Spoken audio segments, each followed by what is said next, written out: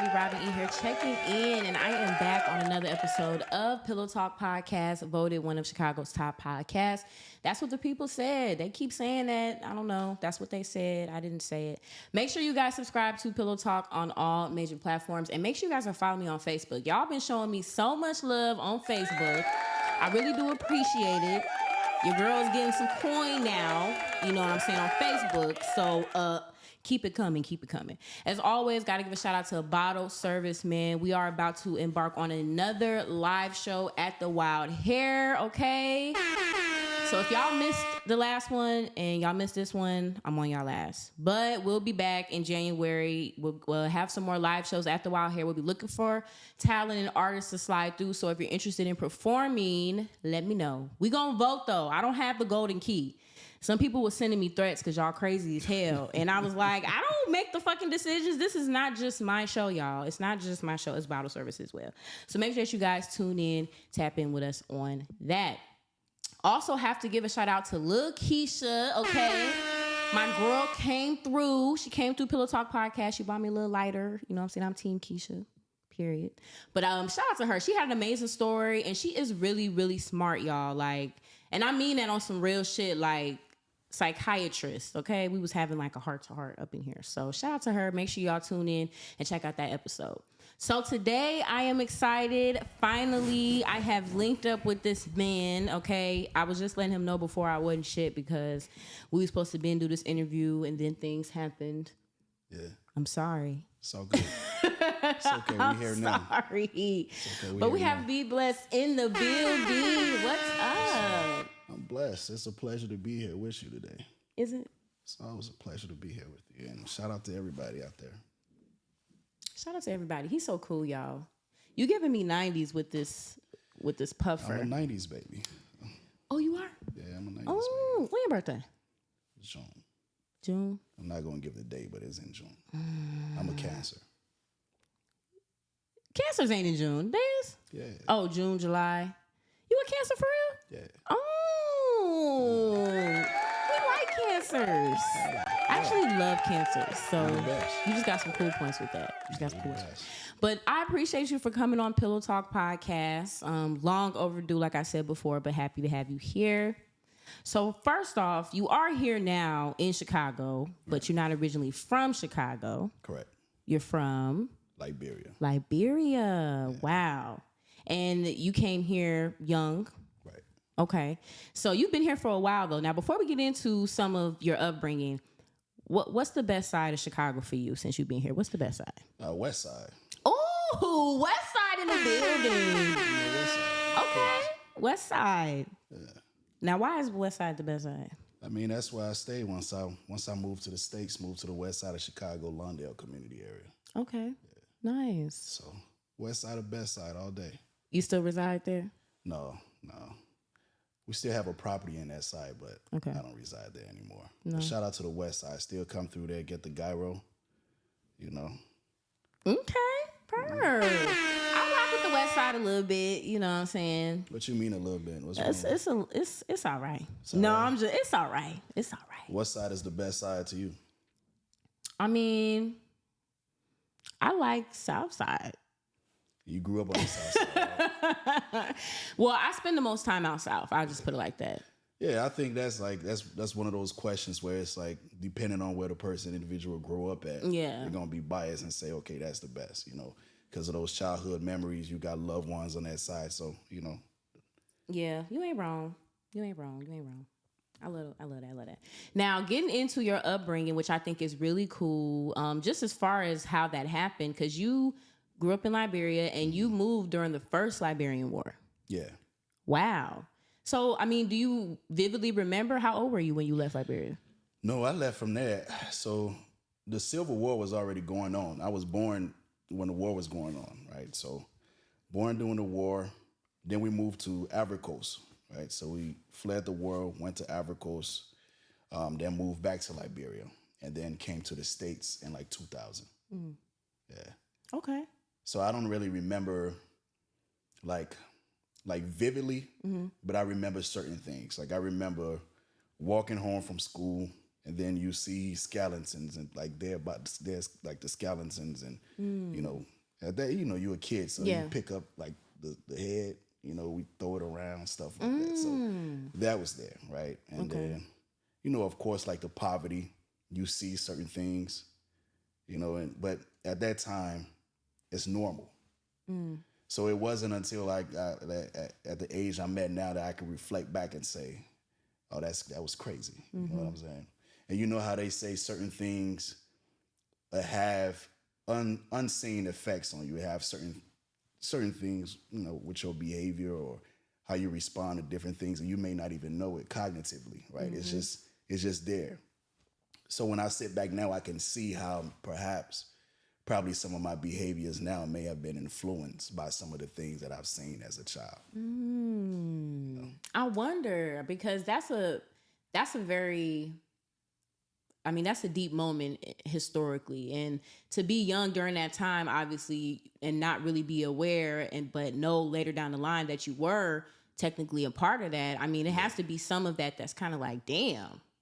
Yeah. And, you have, especially when you have like the generations before you, right? And they'll explain certain things. They tell you what they seen, right? And those type of things will have like an effect on you. Like when you have somebody that's passing away from something as simple, like starting stage of like hypertension, but because the medical system on that side is not good, so you have somebody just passing from that, simple things. And the understanding of different medical conditions is better now. Okay. But back in those days, they kind of look at a lot of things and just say it's always witchcraft. Somebody put witchcraft on you or something like that. But now you reflect on it, you're like, oh no, that person, they just had diabetes and then they had a wound and the wound didn't heal up, and they, you know what I'm saying? Yeah. So things like that. So, but Liberia is definitely in a better stage now. It's a beautiful country, great history. And I always tell people, I'm like, African Americans from here, we have a connection with Liberia because when they freed the slaves, a lot of them went back to Liberia, right? So, we have that connection, so maybe that's why it was a little bit more easy for me when I got here to the States to kind of mix in, even though I did get called, the African booty scratcher and all that stuff. Kids ain't shit. You know what I'm saying? But I wouldn't change it because I met a lot of great individuals that I still love and rock with till today. Nice. Okay. Well, I think that's amazing, just your story. And, of course, shout out to Liberia, okay? Yeah. Make sure that y'all tune in, tap in, of course. But I think that's amazing. And I do think that has influenced your music and your sound and the topics that you choose to talk about as well. I agree. I feel like, for me, I don't like gimmicks, and I don't like to make things up, right? I'm at the age right now where my soul kind of chose rap as a way to kind of express itself, per se. All right, I would say that because like I was telling you, I'm an introvert. So a lot of times I like to be in my own world, but rap kind of allows me to express myself more confidently and in a fashion of where I can sit down and reflect on the love, the pain, those nights where you sit down and you like, all right, what am I doing in life, right? Or, somebody you may have loved might backstab you. You sit down and you reflect on those things, and I can sit down and create an artwork. Or I can even sit down and somebody can tell me a story, for example, right? And I can take that story and I can create an art out of it. Because sometimes, man, what I realize is we all have different ways that we take things in, right? And we learn differently. Very true. So sometimes it's not, oh, don't do this, bro. Don't do this, do this, do this. Some people like to hear things in rhythm. Like you remember how like our ancestors, we communicated through music. So we sit around a bonfire, we play drums, we dance. That's how we communicated. And that's how we got in tune with our higher self, connection. So for me, that's how I look at music. It's a way for me to put something out there and I could connect with the people, perhaps on the same vibration. Then they can get something out of it to probably make themselves better, Yeah. Yes. Come on. Man, This is so important, I feel like, right now, because a lot more people are paying attention, obviously, to the way we digest music and the way we just take it in, the type of imagery, messages, all of that. So I just like the fact that I guess I should start by saying, do you feel like you're a conscious rapper?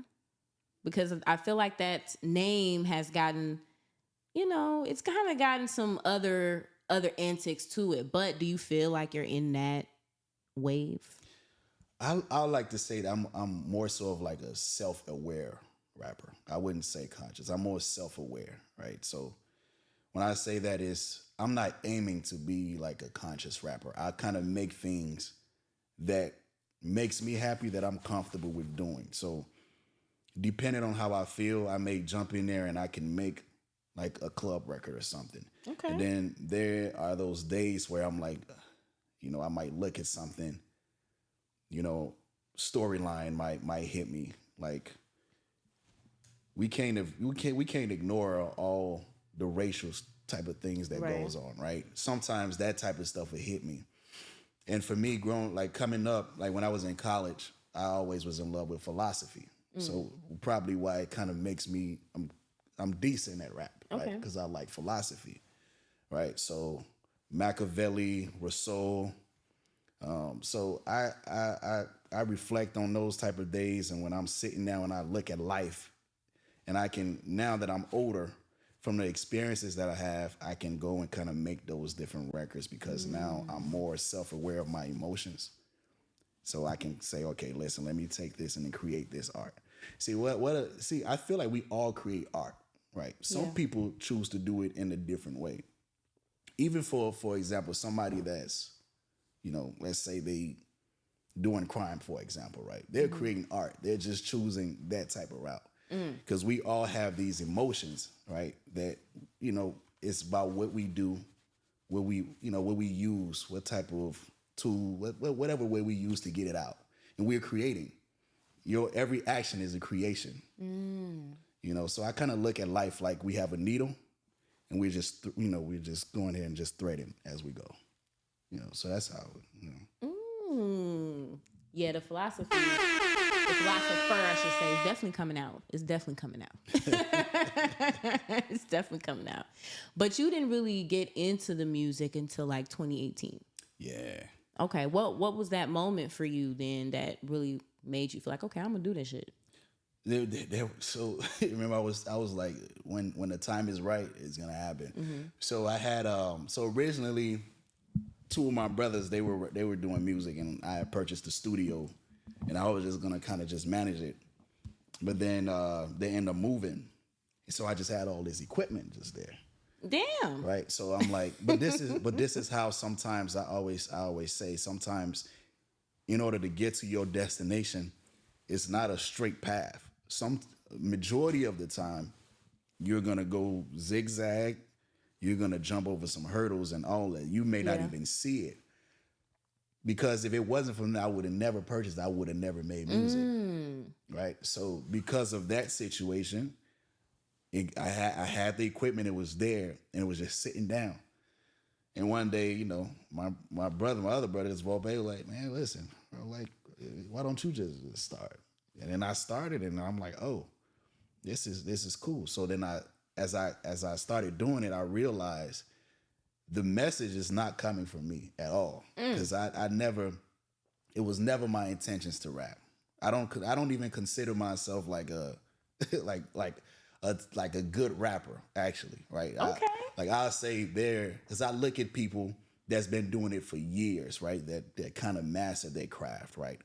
But I always say there's a difference between somebody who wants to do something and when you're chosen to do something, you don't have a choice in it, right? And even though, and sometimes it happens at the weirdest times, because a lot of times people kind of start off this path like of music kind of early. Yeah. A lot of people start doing it early. I didn't, but it happened at the point where I reached self-realization and I had an understanding of what I would like to say reality. So it happened at the correct time, because now I'm able to create not just like music, but what I consider a masterpiece, something that when I transcend and move on, it'll still be here and it'll be impactful. Yes, come on. I fuck with that. So if that never would have happened, you wouldn't have even been doing music. What do you think you would have been doing if that hadn't happened? I'd probably still be working. I mean, right now I'm a consultant, right? So I'm a consultant for a healthcare company. So if I wasn't doing music, I'd probably be doing that and then going back and forth from here to Liberia, you know, and doing things over there, probably real estate, which I still plan on doing. Okay. And one of my ultimate goals is I want to start a farm and stuff over there because I'm a man of the soil, so I like to use my hands. I like to, you know, grow crops and things like that. So that's probably what I'll be doing. Well, it's still time, right? You can definitely still do that. I'm still doing it. Okay. But that's what the music would be not there, and then I'll just be that, you know. Dope. I love that. Yeah. You got some change the world in you. You got some change some things in you. That's really cool. I like that. Yeah. I think like as we get older, well, for me, I don't know. But when you experience certain things in your life and you become more, you know, aware, self-aware, you just feel like it's something you should be doing. Like it's just, why not? Why aren't you? Yeah, you know one thing that, like, what's the phrase? What they say, grind my gears? What's that? Yeah, what really grinds my gears. When they like ask artists, right? Like how do they respond when people say your music are influencing the younger generation to do different things, and they're like, well, that's not my responsibility. I disagree. I feel like every one of us have a responsibility to everybody, right? And I feel like when you get to a certain point where you have people looking up to you, right? You have a responsibility of what you putting up there and putting out there. What you put out is what you're gonna get in. So a lot of times people will be like, "Oh man, that's up to the parents." But these kids they're listening to you. So if you putting out there, "Hey, I'm doing this," and the youth listening to that, you are holding responsibility for that. I don't think we know that, but you're holding responsibility for that. And there's gonna come a time where you're gonna have to answer. It's gonna be a time where you're gonna have to answer, because everybody here have a responsibility. We have a responsibility to each other. There's a reason why we have 2 legs, 2 arms, a mouth, nose, 2 ears, etc. We moving around, we doing things, but our action has either a positive consequence or a negative consequence. And I know the consequence is negative, but you get what I'm saying. What we do, there's gonna be a reaction. Everything you do has a reaction. So what type of reaction do you want to cause? Because at the end of the day, we're gonna have to answer for it. So choose wisely what you do. Yeah. No, I definitely agree with that 100%. I do a lot of nonprofit stuff, you know, outside of it and of media. And for me, like, it's about changing the next generation. It's about leaving seeds that are going to blossom and bloom and really change the atmosphere. But I think a lot of people, when they get in that position, they don't think about it in that sense of, maybe I'm not as important as some may think. Maybe my influence isn't impactful. So I'm just happy that you elaborated on that. Because, if you have an audience, if you got people that are tuned in, your voice is being heard. Like, you should use it wisely. Absolutely. So I fuck with that. So now that you have released some music and you've kind of dived more into your career, you have a new single that's coming out. Yeah. How do you feel as far as your growth as an artist? Like, is there a project that you've released throughout the years you feel really defines you as an artist? Or do you just feel like you change with each release? I think so. So I started doing EPs, right? So my first EP was called The Becoming, right? So that was my kind of like my intro to music. So I did The Becoming. And then because at that time I was still trying to figure out how, I'm like, okay, how can I get these thoughts on this beat, right? Because the beat will speak to me, right? Okay. So it's not. So I don't like to waste words. I put it like that. I don't like to waste words, Okay. right? So I don't go in the studio with the just like, hey, I'll just go in there, just play music and blah. I don't like to waste words, right? And typically, I don't choose the beat. The beat choose me. So when the beat come on, there's a certain type of like feeling I get from it. And sometimes I sit there with that beat and there's a communication, like a nonverbal communication that I have with the beat. Cause I don't write lyrics. Oh, you don't write no lyrics. I don't write my lyrics. Everything off the head. Because off the dome. I'm just a vessel. Like I always say, this is not coming like from me. If this was me, I wouldn't be able to do it. Right? It's not. So either there's a, of course there's a higher calling, right? So there's an objective that I have to do, right? And I'm at the point in time where it's supposed to happen. So the ideas and the words come through freely. So it comes through once I hear the beat choose me, it comes through. So I'm able to take the emotions because the beat would draw the emotion. Yeah. Right. So the beat will draw the emotion and tell me, okay, this is what I'm gonna bring out. This is what needs to come out on this. And then once that emotion come out, I'm able to kind of tap into a certain type of, I don't know how to explain it, but it's not me. It's I like to say this is a gift that God give. And when God gives you a gift, when it's time for it to be used, you don't have to worry about how it's going to be used or how it's going to come out, right? It's going to find its way out. So that's how it happens. Yeah. Look, hold on now. B.Bless, you trying to take us to church? You trying to take us? I am a preacher's son. So. You are natural. Yeah. I should have known by the hand movement that you was giving just then. Yeah. That's why I be when I'm trying to tell my kids, like, we have to do this, we have to do that. It's probably from them too. Yeah. Serious. Yeah. No, I like that. I like the way that you explain the feel behind, your current passion or just your music. The fact that you feel like I couldn't even do this if it was just me. That's crazy. Yeah. So and there's a certain way. So like I have like a series, right? So one of my inspiration is Nipsey Hussle.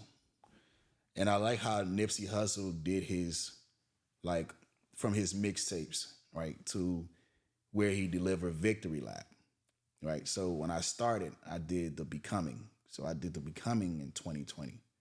And then last year, I did The Awakening. And the next one is going to be called The Arrival, right? Because at that, so the beginning one is letting the world know, okay, I'm coming, right? The middle one, I'm waking up. I'm realizing, I'm seeing everything. I'm able to take what I know now and comfortably put it on this, and I'm able to touch this person and touch that person, right? So now the arrival will be like, okay, listen, I've mastered all of this. I'm here. I have this wisdom.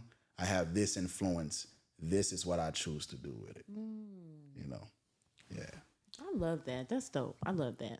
So with your new single then, how did this choose you? Houseway. Mm-hmm. So I was saying, because I do Afro beats and stuff like that too. And one of my partners that hit me up like, hey man, you think you still got it, man? Like you giving us a lot of the, stuff for us to dance to, bro. But we want you to talk that talk. Okay. And then also I was kind of in that space where it's like, this was kind of like a response to myself too, right? This is not necessarily the interaction between Kanye West and Sway. Because you remember How Sway? You remember the interview when Kanye West was telling Sway what he's gonna do. And at that time, Sway just was like, no, you can't do it. Right? I was sitting down at home and I was having these thoughts. I'm like, listen, man, like you this is a young man's sports. Sometimes we have those thoughts that, it kicks in. It's like, man, like it's a young man's sports. Like, do you think people are still like listen to what you have to say? Because we are our biggest critic. That's true. That's why I always say, like, the Definitely only person that I fight with every day is the individual in the mirror. So I was sitting, I'm having these conversations, like it's in my head, like, bro, like you too old, man. Like, you not like this stuff. Nobody listen, man. Like, you've been doing this for a while now, man. Like, you didn't blow up. You still only have like a small amount of listeners on Spotify. You going in on yourself. These are true conversations you have, though. Gee. Like, when you have like these goals and you set them for yourself, sometimes the flesh will kick in. So it's that battle between the spirit and the flesh. The spirit don't have limitation.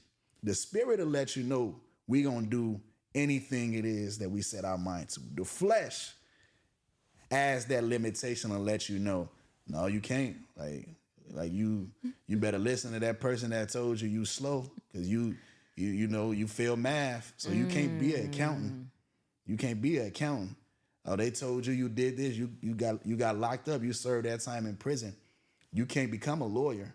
The flesh will tell you that.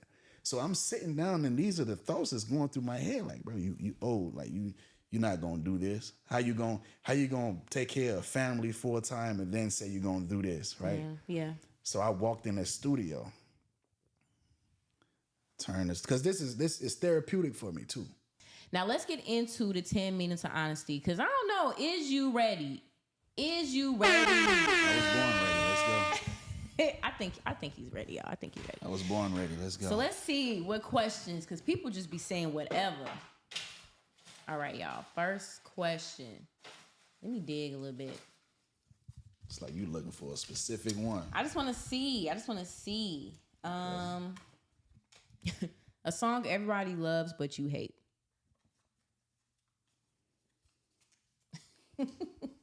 I wouldn't say I hate it, but I've it's to the point now where I'm like, all right, I'm tired of it. The Not Like Us song. Yeah, you're not wrong. You see Drake suing. Yeah, he tripping, man. He's suing. He said y'all done fucked up. I don't know, man. Y'all done played this shit too much now. Nah, that tarnish. That tarnish is like as far as his legacy, like in the rap game, right? That tarnish shit. You can't. It's like it's you tough. can't sue, so you can't sue somebody because you losing a battle. Yeah, like Drake, don't be light skinned, boo. Don't be light skinned right now. I need you to stand up on your 2 feet. It's light skinned behavior. It's light skinned to me. Okay, next question. Oh my God, we always get this. I'm gonna get a different one, y'all. I swear I be shuffling. Oh, it's a ponytail. Okay, let me get a different one, because I always get that one. This one folded up. Let's see.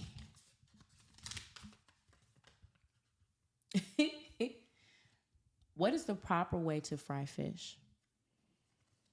So, I'll tell you. So for me, Liberia picking. See, back home, we got a thing, we call it dry rice. When you're making dry rice always go around with fried fish. Me, personally, I like the whole fish. Right? So you get it, the red snapper, and then you finish cleaning your fish. You cut your slices in the fish, so you make sure you marinate it good. For my Liberian people, you got to hit it with a chicken soup a little bit. Sprinkle a little bit of flour, you put it inside that oil. Make sure the oil already hot. Not too hot because you want to burn the fish. Then let it fry. Then you put out there on the rice with the red oil. Yeah, nah. Yeah. I want that. I want it like that though. However you described it, I want it made like that way. that way. That dry rice. That sounds good as hell. Oh yeah. Okay, because people don't be frying fish right. People don't be frying fish right. The longest you can go without sex. Thank God I'm married, because I ain't got to worry about a thing. Okay, period. You ain't wrong. That's my answer right there. You ain't wrong. You ain't wrong. I plan on getting married soon. It's a beautiful thing when you find the right person. Yeah. Like, you know what I dislike? All these different shows where they be having black men bashing black women and black women bashing black men. I hate that. Yes. I'm going to tell you right now. Yes. Me personally, growing up, all I've seen is black love. Black man loving a black woman loving a black man. I haven't, and they still married to this day. I'm talking about 60 years, 70 years, 50 years. So all this stuff that's on the internet, I don't know who's pushing that agenda, but black love is popping. Period. Absolutely. I love that. You definitely not wrong. I love that. Because black love is popping. It's popping, man. And it's necessary. monogamy is popping, faithfulness, Absolutely. chivalry, all of those things. Yeah, absolutely. All of those I agree. things. You ain't wrong. You ain't wrong. Okay, next question. What we got? Let's see. Let me try to get each color. Is once a cheater, always a cheater? Do you think once a killer is always a killer?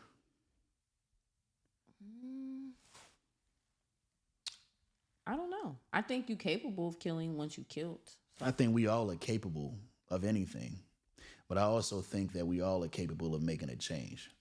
So I don't necessarily agree. I don't think once a cheater is always a cheater. I think we're all capable of changing, but you judge people based upon their actions. You know what I'm saying? So if you're saying you're not that, but your actions is showing otherwise, then I can only say you're still the same. But if your action is showing that you've made a change, then I can say, okay, by your actions, I can say, okay, listen, I'm a listen, I agree. You made a change, and I accept that. Yeah. Okay. I like that. We like that. Okay, let's see. Two more questions.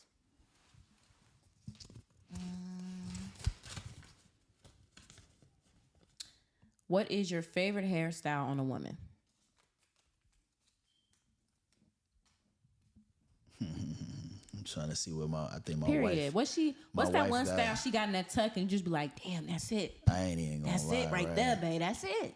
Even if my wife was bald head, I'd still be licking her head. Right? But like, favorite? Yeah.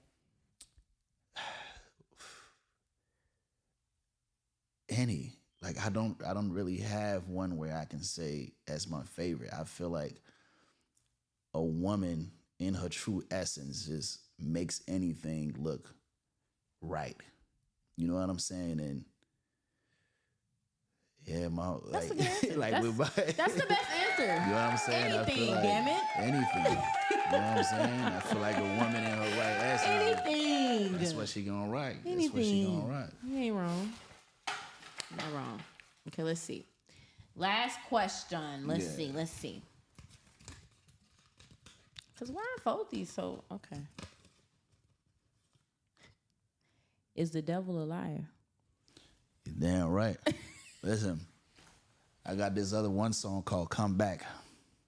Said when that devil on your shoulder, you better tell that devil not today. Because devil's gonna try you. The devil is gonna try you. So anytime you in that moment, when you down, he's gonna try you. When you up, he's gonna try you. So you better be ready and prepared. Because he's gonna try you. But you tell that devil you a lie, not today. Not today. Not today. Not today. That motherfucker's a lie. Yes. Shout out to you. You snapped on the 10 minutes of honesty. Appreciate your honesty. Absolutely. Appreciate your honesty. Now, do you also manage artists as well? I don't. No? Not right now. Okay. Not right now. Probably in the future I'll go back to it. Go back to it? Not right now. Okay. Well, I do want your opinion as far as if you could narrow down maybe 3 things you feel you would be looking for or what any potential manager would be looking for in terms of a good artist or potentially good artist. I think work habit, right? Your work habit. You have to be willing to work, right? Your ability to adapt and your ability to take critique, right? I think those 3. Work, adapt, and critique. Because if you can take critique, the reason I didn't say listen is because if you can take critique, that means you can listen. So you're taking the critique of individuals and you can kind of take that and apply. Work, faith without work is dead. You need work. You have to put the work in, right? So if you don't put the work in, it's not going to happen. And you have to be willing to adapt because things change like that. And you have to be willing to pivot. If you're stagnant, if you're idle, it doesn't work. You have to be willing to adapt. That's right. Yeah. I love that. Okay, constructive criticism, baby, you need that. Yeah, okay? Definitely. Nobody's shit is perfect, and if you think your shit don't stink, it's probably funky as hell. A couple people called me trash a few times when I started. And I had to tell you, I'm like, yeah, okay, you can make this better. But you become what you are now, you know, so. You become, and you able to help other people when you know how to contain. Absolutely. You know how to dish it out the right way. You know the difference between just hating on somebody and really saying what's gonna make them better. I do think though, like people get it confused though. Nowadays, like it's like a sensitive era. Yeah. It's like people sensitive about everything. You might be giving some positive feedback. I'm not as active as I should be. Right. I'm not as. Like active what? Like, as far as like promotion, marketing, like online and stuff. Yeah. You know. Yeah, it's a different world we in right now. Yeah, but I mean, like, see, that's the thing with me. Like I don't like to do all the gimmicks. I don't like to.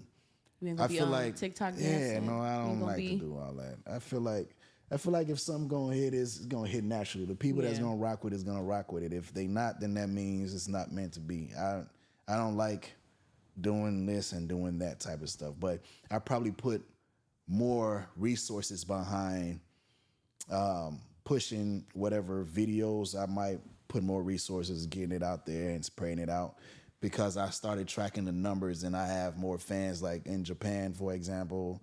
I have people that listen to it in Costa Rica, so I have to start. It's a lot of different countries that I need to start pushing the resource to get this stuff out there more too, you know? Yes. So that's the plan. Absolutely. Yeah. I love that. Now, as far as people wanting to tune in with you, connect with you, of course, where can they follow you? You can find me I'm on Instagram, official _B.Bless. You know, you can find me on there. I'm on YouTube, B.Bless, official B.Bless on YouTube. So, yeah, I'm on Facebook as well, official B.Bless. So if you're looking for me, you can find me on there.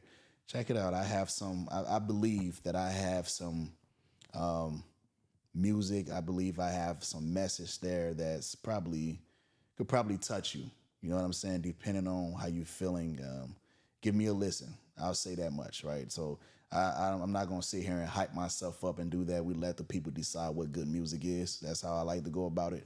But I like to say, give me a try, tune in. I don't think you'll regret it. Yes. Stop playing with him.